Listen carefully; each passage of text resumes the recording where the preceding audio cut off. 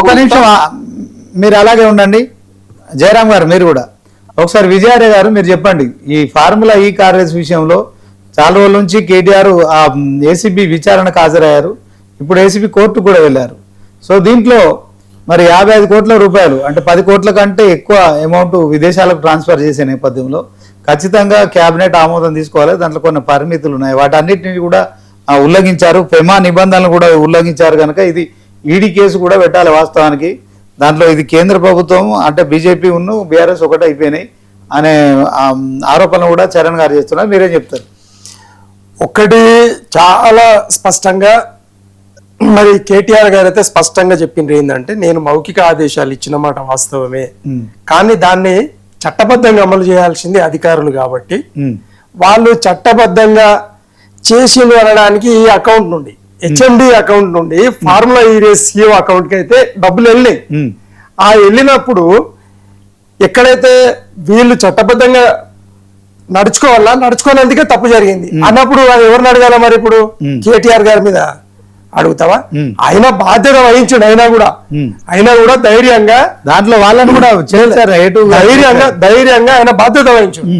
నేను మంత్రిని, నా మౌఖిక ఆదేశాల మీద వాళ్ళు చేసింది, నాకు ఎన్నికలు ఉండే పూర్తి బాధ్యత నాదే అని కూడా చెప్పారు. అట్లా చేస్తారు. ఇప్పుడు ఈ రోజు తెలంగాణ ఆత్మగౌరవ పోరాటంలో భాగంగా బంగారు తెలంగాణ కాన్సెప్ట్ లో తెలంగాణ నంబర్ 1 స్టేట్ గా నిలబడడానికి గాను ప్రపంచ దృష్టినంతా హైదరాబాద్ మహానగరం మీద తీసుకురావడానికి గాను ఫార్ములా ఈ రేసు పెట్టడం జరిగింది.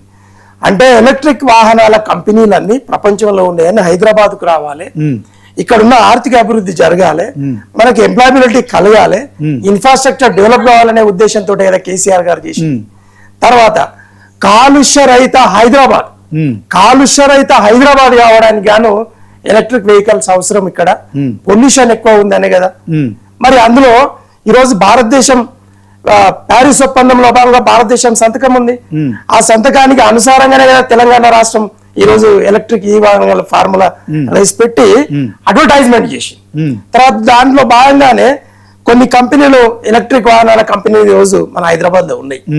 అంటే ఇలాంటి ఒక మరి ఆత్మగౌరవ పోరాటంలో భాగంగా తెలంగాణ అభివృద్ధిలో భాగంగా కేసీఆర్ చేసింది. రెండవది ఈ రోజు జరిగింది ఏంటంటే, మరి హెచ్ఎండిఏ అకౌంట్ నుండి formula E race company CEO account లోకి వెళ్ళిన తర్వాత సీజన్ 1 ప్రకారంగా ఫార్ములా ఈరేస్ నడిచింది. 2023 ఫిబ్రవరి సేమ్ డేట్ లో మరి సీజన్ 2 లో జరగాల్సినటువంటి కార్యక్రమాన్ని ఫిబ్రవరి 27 తారీఖు రేవంత్ రెడ్డి గారు 2024లో మాకొద్దు మేము చెయ్యము అని ఎందుకు చెప్పిండండి? అంటే తెలంగాణ ఆత్మగౌరవాన్ని తుంగలో దొక్కిన ముఖ్యమంత్రి. తెలంగాణ హైదరాబాద్ బ్రాండ్ ఇమేజ్ ఉంది. హైదరాబాద్ ది గ్లోబల్ సిటీగా బ్రాండ్ ఇమేజ్ ఉంది. ఆ బ్రాండ్ ఇమేజ్ ను మరి తూలనాడినటువంటి రేవంత్ రెడ్డి గారి మీద కేసులు పెట్టాలండి. ఏసీబీ కేసు అప్లికేబులే కాదు. ఈ రోజు మా అడ్వకేట్ గారు చెప్పారు, ఏసీబీ కేసు అప్లికేబులే కాదు. రెండవది, ఎక్కడైనా డబ్బులు ఏరాఫేరీ కాలేదు కదా. తర్వాత వాళ్ళు సిఇఓ గారు డబ్బులు రిటర్న్ పంపిర్రు, అకౌంట్ లో ఉన్నాయి ఎక్కడ హైదరాబాద్ లో. వచ్చే అమౌంట్ తీసుకపోండియా బాబు అని అంటే మరి రిసీవ్ చేసుకోవాలి కదా రేవంత్ రెడ్డి గారు. మాకు ఆ డబ్బులు వద్దంటాడు. డబ్బులు వద్దని లేని రచ్చ సృష్టించి ఈరోజు ఆగమాగం తప్పుడు ప్రచారం చేస్తున్నటువంటి ఈ కాంగ్రెస్ రేవంత్ రెడ్డి గారి నియమనాలను మాకు అర్థం కాదు. ఎందుకనంటే ఈరోజు బిఆర్ఎస్ ను మరి బొందలో దొక్కాలి. రెండవది కాంగ్రెస్ పార్టీని బొందలో దొక్కాలి. ఈ ఇరు పార్టీలను బొందలోకి ఎన్డీఏకు ద్వారాలు తెరవాలనే ఏకైక ఉద్దేశంతో అక్కడ చంద్రబాబు నాయుడు గారితో తర్వాత మోదీ గారితో కుమ్మక్కైపోయి ఈ రోజు రేవంత్ రెడ్డి గారు మరి డబల్ గేమ్ ఆడుతా ఉన్నాడు. ఆ డబల్ గేమ్ లో భాగానే మా పార్టీకి సంబంధించినటువంటి ఈ చిల్లర కేసులు, పనికిమాలిన కేసులు ఇవి నిలబడాయి. మరి నిలబడాలంటే ఇప్పటిదాకా ఎందుకు కాలేండి? మేమే చెప్పింది, జగదీష్ రెడ్డి గారు అసెంబ్లీలో చెప్పారు, ఛాలెంజ్ చేసిర్రు, మీకు దమ్ము ధైర్యం ఉంటే మా మీద కమిషన్ వేయండి, మేము వస్తాం, నిలబడతాం, తప్పైతే మేము ప్రజల క్షమాపణ అన్నప్పుడు ఈ రోజు అండి ఆయన హోంశాఖ మంత్రిగా ఫెయిల్, విద్యాశాఖ మంత్రిగా ఫెయిల్, మున్సిపల్ శాఖ మంత్రిగా ఫెయిల్.